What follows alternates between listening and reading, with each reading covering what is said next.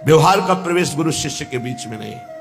हर समय वही मन इंद्रियों के आज्ञा के अनुसार चलना, वही भोगों में रत रहना, वही सांसारिक चिंतन, वही रुपये का चिंतन। क्या अंतःकरण से चिंतन करने पर पता नहीं चलता कि तुम्हारी स्थिति कहां है? तुम रोज अवहेलना कर रहे हो, रोज मन में ठेस पहुंचा रहे हो, तुम्हें पता नहीं।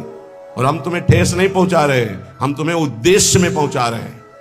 हमारे और तुम्हारे संबंध का उद्देश्य है भगवत प्राप्ति, और वो हमारी आज्ञा का पालन करने से होती, ना कि हमारे माथा पूजने से।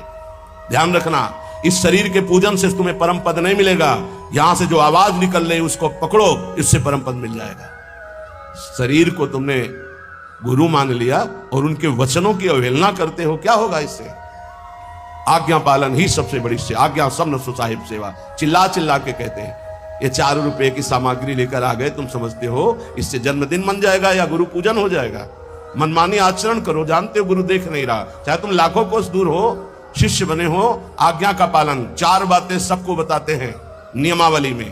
पहला, जितनी संख्या गुरु मंत्र की दी है उसका निरंतर ध्यान रखते हुए उसका पालन करो। दूसरा, आचार्य वाणी का पाठ नित्य होना चाहिए। तीसरा, अभक्ष भोजन का त्याग होना चाहिए, और मन की वृत्तियां और बाहर के व्यक्ति के कुसंग का त्याग। 4 आज्ञा होती, इसी में पूरा जीवन आपका मंगलमय हो जाएगा। मानता है कोई बिरला ही ऐसा होता होगा जो गुरु आज्ञा पर चले। गुरु आज्ञा ही पूजन है, गुरु आज्ञा ही सेवा है।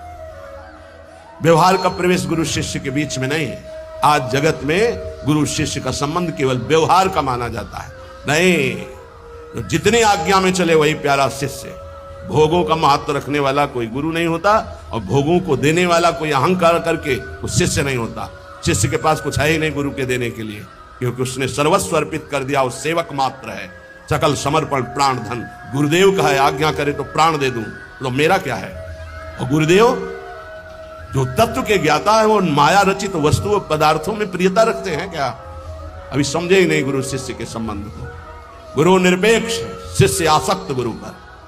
वो बड़े अभागी हैं जो गुरु से व्यवहार की याचना करते हैं, हमारी तरफ अनुकूलता प्रदान करते हुए अपना मानिए हमें। दुर्भाग्य है उनका। सद्भाग्य है जो गुरु के निरपेक्ष होने पर गुरु के अनुकूल रहते हैं। दुर्भाग्य है जो गुरु की अपेक्षा अनुकूलता की करे, कि हमसे अनुकूलता का व्यवहार करे। ऐसा नहीं। प्रवेश ना ही लोक व्यवहार, तो लोक व्यवहार का प्रवेश ही नहीं है गुरु शिष्य के बीच में। आज केवल लोक व्यवहार गुरु शिष्य के बीच में माना जाता है। केवल लोक, परमार्थ का परिचय नहीं कि गुरु से हमारा जो संबंध है उसका मतलब क्या होता है।